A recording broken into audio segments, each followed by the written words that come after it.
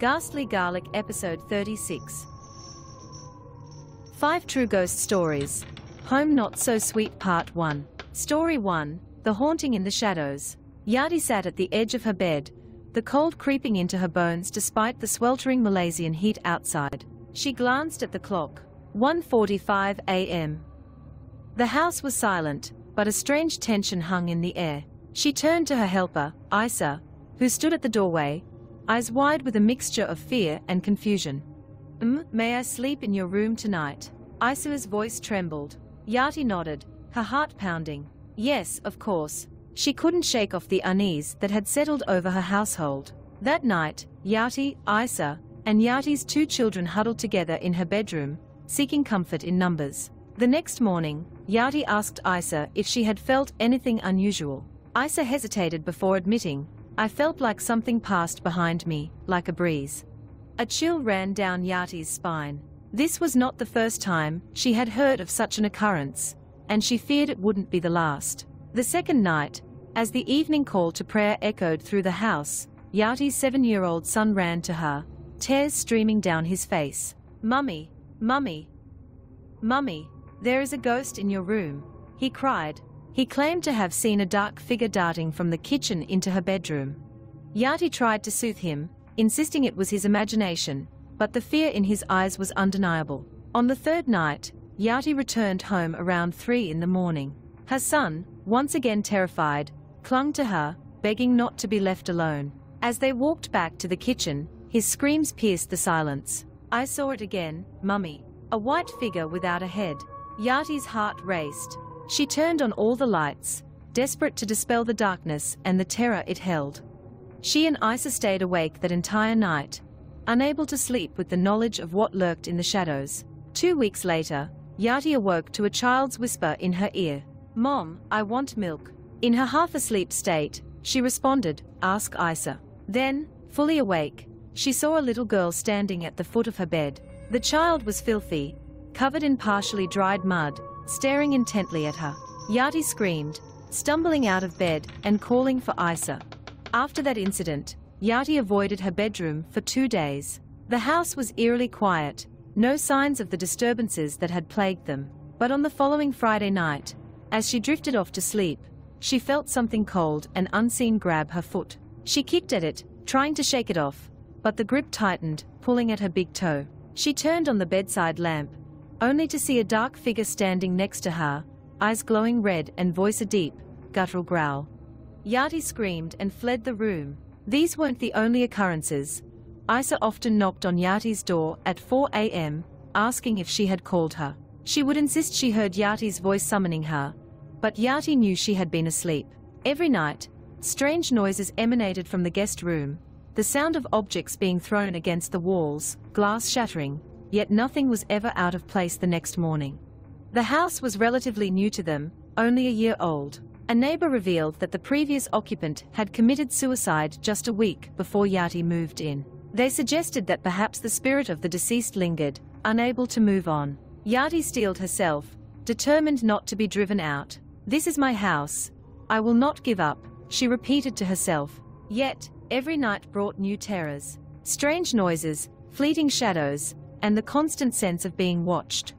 The fear was real, palpable, and growing. Could the spirits be trying to tell her something? Or were they merely tormenting her for their own reasons? As the nights grew darker and the encounters more frequent, Yati wondered if she could ever find peace in her own home. What did these entities want? And why were they targeting her family? The answers remained elusive, wrapped in the suffocating shroud of fear and uncertainty that had become her nightly companion. The haunting had only just begun, and the shadows held many more secrets to unravel. Story 2, The Claw Marks. It was the beginning of last year, when the unsettling events began. I was in my final semester, sharing a terrace house with 4 other students. On the first day we moved in, I was struck by the incredibly high ceiling, almost as tall as a double-story house. My uncle once warned that unseen entities like to dwell in the space between high roofs and floors.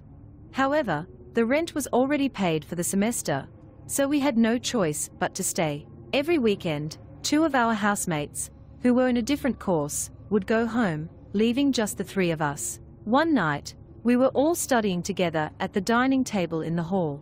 I was facing the kitchen door, while my friends faced the main entrance. We were deeply engrossed in our calculations when suddenly, a loud noise came from the kitchen door, leading to the laundry area. My eyes widened as I stared at the door. "What was that noise, sis?" one of my friends asked. I shook my head, but I knew it was the iron bed frame leaning against the washing machine that had fallen over. "Sis, let's check it out," my friends urged, their faces filled with fear. Slowly, we walked to the kitchen. As the oldest, I took the lead, grabbing a new knife we had bought from the store that afternoon. "Who's there?" I called out, trying to sound brave. Inside, I was terrified. My friends followed closely behind. As I reached for the door, I closed my eyes and recited Ayat Kursi loudly, not wanting to see anything. My friends, however, saw a small but horrifying creature perched on the bed frame. They pulled me back and shut the door. I fell onto a bag of detergent, thankful that I hadn't seen it. "We saw it, sis. Did you see it?" they asked, panic in their voices. "What did you see?" "Recite Bismillah and Ayat Kursi," I instructed them. We quickly performed ablution and began to recite Yasin. As we recited, the house suddenly became unbearably hot. "Open the windows," I commanded, and continued reading. Suddenly, the door was scratched repeatedly, and the metal grill was banged on. It was deafening. After we finished reciting Yasin, we performed a protective prayer around the house, and the noise ceased. The next morning, after the dawn prayer, I inspected the front door. The 3 clawed scratches were unmistakable. I dreaded the landlord's reaction to the damage. I went to check the laundry area, and found the bed frame back in its original position. I pondered for a long time, thinking maybe the entities were angry because we had entered the house without asking for permission. Perhaps they were just trying to initiate us. Since that incident, we never left the house empty for more than 3 days. If we needed to go home, we took turns to ensure someone was always there. But the house was never the same. Every night, eerie noises filled the air. Shadows moved in the corners of our vision. The house creaked and groaned as if it were alive, watching us, waiting. What had we disturbed in that house? Were they trying to tell us something or merely tormenting us for their amusement? The air was thick with dread, and every creak, every whisper seemed to be a reminder of the unseen presence that shared our space. We never found the answers, only more questions. The nights were long and filled with fear, and the entity's presence loomed large over us. The claw marks were a constant reminder of the terror that lived with us. A silent but powerful message from the shadows. And so, we waited, hoping for peace but prepared for the worst, knowing that the haunting had only just begun. Story 3, The Shadow Follower. My name is Navila, and this is my tale of terror, an account of events that still haunt me to this day. It all began when I was studying at a public university in the eastern coast of Malaysia. Life was normal, mundane even, until that fateful evening. As a student, it was common for me to stay on campus until late at night, a habit I carried from my undergraduate days into my master's program. One afternoon, my friend Ina and I decided to work on our thesis until 10 p.m. As the day turned into evening, I decided to perform my Asar prayers. As I was performing my ablution, I felt an inexplicable sensation of being watched. When I looked into the mirror, I saw a black figure darting out the restroom door. Startled, I turned around, but no one was there. I brushed off the eerie feeling and continued to the graduate room. On the way there, I felt as if something was following me. Quickening my pace, I ignored the sensation and joined Ina to continue our work. I didn't mention my encounter to her. Time flew by, and before we knew it, it was nearly 11 p.m. We packed up our things and headed home. I thought the incident at the restroom was a one-off occurrence. However, once I got home, things took a darker turn. I felt a sinister presence watching me from the upper floor of our house. My room was upstairs, and whenever I was downstairs, I often saw a shadowy figure darting down the staircase. When I turned around, nothing was there. This continued for days, and I grew increasingly paranoid. Determined to understand what was happening, I decided to seek spiritual guidance. One night, I woke up early for Qiyam prayers, hoping for some divine. After my prayers, I fell asleep and had a vivid dream. In the dream, I saw a small boy, around 5 years old. He was shirtless, his body covered in dirt, with short, almost shaved hair. He wore trousers made of tree bark, tied around his waist. The boy followed me everywhere, silent but persistent. In the same dream, I saw 2 women. One was a teenager, and the other was older. They held the boy's hands, their expressions blank and unreadable. The dream ended, leaving me with an overwhelming sense of sadness and longing, as if I missed someone dearly, though I didn't know who. The next day, I visited an ustaz who performed a spiritual cleansing on me. Despite his efforts, my condition worsened. I couldn't sleep at night and was constantly on edge. One day, I decided to stay home from campus. As I lay in bed, I heard someone calling my name. When I opened the door, no one was there. Returning to bed, I glanced at the door and saw a figure dressed in white with long, straight hair reaching her waist. Her face was hidden as she bowed her head. I knew then that this was no human. It was a jinn. I ignored her, hoping she would go away. She approached and sat beside me on the bed. I closed my eyes and pulled the blanket over my head, praying for her to leave. When I finally gathered the courage to look, she was still there. I mustered my strength and told her, "Leave me alone." She slowly walked towards the door and vanished, leaving behind a chilling laughter that echoed through the house. I couldn't take it anymore. I hastily packed my belongings and left the house, never to return. The haunting presence of the jinn, the boy, and the mysterious women left me with questions that will never be answered. What did they want? Why were they attached to me? The terror I felt in that house is something I cannot forget, and even now, I feel as though I am being watched, as if they are waiting for the right moment to return. As I share this story, I can't help but wonder if the shadows will follow me again, lurking just beyond the veil of the ordinary, ready to plunge me back into the nightmare from which I thought I had escaped. Story 4. The Ghost in Father's House. I vividly remember the events that transpired a decade ago, back when I was just 11 years old. Our family had recently moved into a 2-story terrace house in a quiet part of Johor, Malaysia. My father had purchased the house, which had stood empty for quite some time, its walls absorbing the silence and shadows of abandonment. From the beginning, the house felt different. There was an unsettling aura, as if the walls whispered secrets too dark to be spoken aloud. The first few nights, I chalked it up to my overactive imagination, but soon, even my younger siblings started experiencing strange occurrences. My little brother, who was only 5, had the first real encounter. It was a sunny afternoon, when he decided to go upstairs to his room after his bath. Moments later, his terrified screams echoed through the house. He tumbled down the stairs, his face pale with fear. Our grandmother, the only adult present at the time, rushed to his side. "What happened, dear? Why did you scream?" she asked, her voice trembling with concern. "Grandma, I saw a ghost. It was huge, covered in hair, with red eyes. I'm scared, Grandma," he cried, his tiny body shaking. Children often see things adults can't, and I knew my brother wasn't lying. That was just the beginning. The house seemed to awaken from its slumber, and its true nature began to reveal itself. One evening around 6:30 p.m., I felt an overwhelming fatigue and a splitting headache. I collapsed onto the sofa in the living room, slipping in and out of a restless sleep. As I lay there, I heard my mother, uncle, and aunt return from work around 7 p.m. My uncle, complaining of a sore neck, asked our grandmother for a massage. As she massaged his neck, he suddenly burst into uncontrollable laughter, claiming it tickled, as if someone was tickling his neck.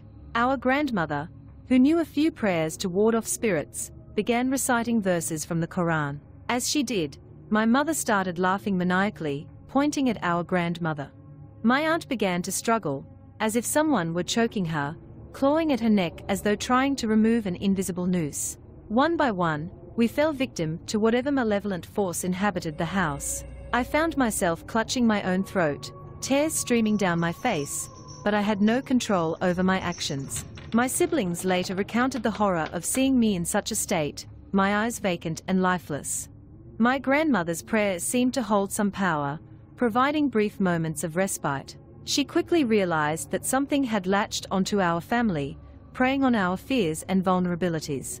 Her relentless recitation of sacred verses finally broke the hold it had over us, but the experience left us shaken to our core.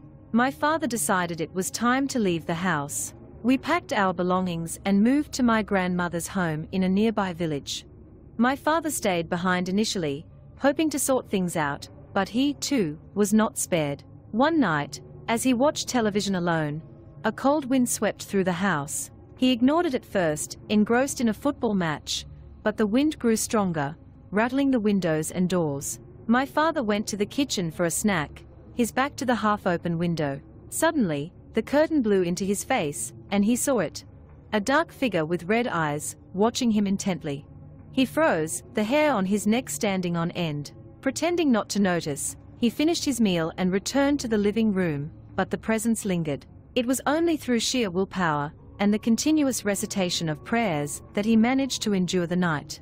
The next day, he joined us at my grandmother's house, shaken, but relieved to be away from the oppressive atmosphere of our home. News of our experiences spread through the village, and we weren't the only ones. Other residents reported seeing the same dark figure, feeling cold spots, and hearing unexplained noises. The house was eventually rented out, but tenants never stayed long. Each one left with stories of eerie encounters and sleepless nights. Years passed, and the house remained a topic of hushed conversations and fearful glances. Some said it was cursed, others believed a dark ritual had been performed there long ago, leaving behind a restless spirit. Whatever the truth, the house stood as a reminder of the unseen forces that lurk just beyond our perception, waiting for the right moment to make their presence known. Even now, as I recount these events, I can't shake the feeling that the house still watches, its dark windows like eyes, waiting for new victims to ensnare in its web of terror. The unanswered questions and the mystery surrounding it only add to its eerie allure, leaving everyone who hears the tale wanting more. Story 5. The Haunted Rental and Uncle Daud.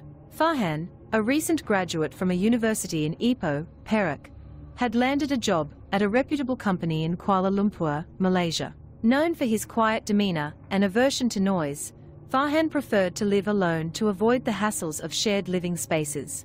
His anti-smoking stance made it imperative to find a place that suited his needs perfectly. Upon discovering a terrace house that seemed ideal, Farhan quickly arranged a meeting with the landlord. The house was furnished with basic necessities, and the rent was within his budget. Without hesitation, he made the necessary payments and moved in, eager to settle into his new home. After unpacking and organizing his belongings, Farhan contemplated the need for additional security measures, such as installing CCTV cameras and alarms, given the house's isolated location. However, his finances were tight, and he had to wait for his first paycheck. As he lay on the sofa, exhaustion took over, and he drifted into sleep. When Farhan woke, it was already night. The house was shrouded in darkness, and he realized he had forgotten to turn on the lights. As he reached for his phone to use its flashlight, he heard the unmistakable sound of someone showering in the bathroom. Rationalizing that it was probably an intruder rather than a ghost, Farhan cautiously approached the bathroom door. He recorded a video with his phone, but to his shock, the recording showed no one inside the bathroom despite the sound of running water. Panicking, Farhan stumbled and fell, only to notice a figure resembling a stroke-stricken woman under the dining table. Paralyzed with fear, he screamed until a strong slap jolted him back to reality. Standing before him was a middle-aged man, Uncle Daud, who introduced himself and reassured Farhan that there was nothing to worry about. He left Farhan his business card, offering help if needed. Still shaken, Farhan took a quick shower, all the while feeling an eerie presence. Exhausted and scared, he finally managed to fall asleep, only to be awakened by a nightmare. He dreamt of a female ghost entering his room, causing him to flee in terror, only to wake up in his bed, unsure if it had been a dream. Morning came, and despite the unsettling night, Farhan hurried to his new job. His boss, Ensik Nasri, was welcoming, and Farhan quickly settled into his work routine. During lunch, Ensik Ridzuan inquired about Farhan's living arrangements. When Farhan mentioned his rental house, Ensik Ridzuan seemed concerned, but quickly changed the subject. After work, Ensik Ridzuan advised Farhan to consider moving to a different house, but offered no explanation. Farhan dismissed the warning, though it lingered in his mind. Upon returning home, he found the doors and windows wide open. From a distance, he saw a figure resembling the ghost from his nightmare. Terrified, he ran to Uncle Daud's house for help. Uncle Daud listened intently as Farhan recounted his experiences. He then revealed the house's dark history. A previous tenant, a woman suffering from severe depression, had drowned herself in the bathroom. Her spirit, along with that of her young daughter, who had also died there, was said to haunt the house. Uncle Daud offered to perform a ritual to cleanse the house of its malevolent spirits. Farhan reluctantly agreed, desperate for a solution. That night, Uncle Daud performed the ritual, chanting prayers and burning incense. As the ritual progressed, the house seemed to grow colder, and the air thickened with an oppressive presence. Suddenly, the bathroom door slammed shut, and the sound of water running filled the house. Uncle Daud continued his chants, urging Farhan to stay calm. A chilling scream echoed through the house, and the ghostly figure of the woman appeared, her eyes filled with sorrow and rage. She reached out towards Farhan, but before she could touch him, Uncle Daud's prayers reached a crescendo, and the spirit dissipated into the air. Exhausted and shaken, Farhan thanked Uncle Daud for his help. The older man warned that while the spirits were temporarily subdued, they might return if provoked. Farhan knew he couldn't continue living in the house, and the next day, he began searching for a new place to stay. As he packed his belongings, he found Uncle Daud's business card and decided to visit him one last time to express his gratitude. However, when he reached the house, it appeared abandoned and decrepit. Confused, Farhan asked a neighbor about Uncle Daud, only to be told that no such person had lived there for years. Farhan's blood ran cold. He realized that Uncle Daud might have been another restless spirit, one that had somehow helped him escape the clutches of the haunted house. With a heavy heart, he drove away, never to return. The ordeal left Farhan with a lingering sense of unease, a constant reminder of the supernatural forces that exist just beyond the veil of our understanding. Though he found a new place to live and tried to move on, the memories of the haunted rental and Uncle Daud's mysterious intervention haunted him forever, leaving him with more questions than answers. The end.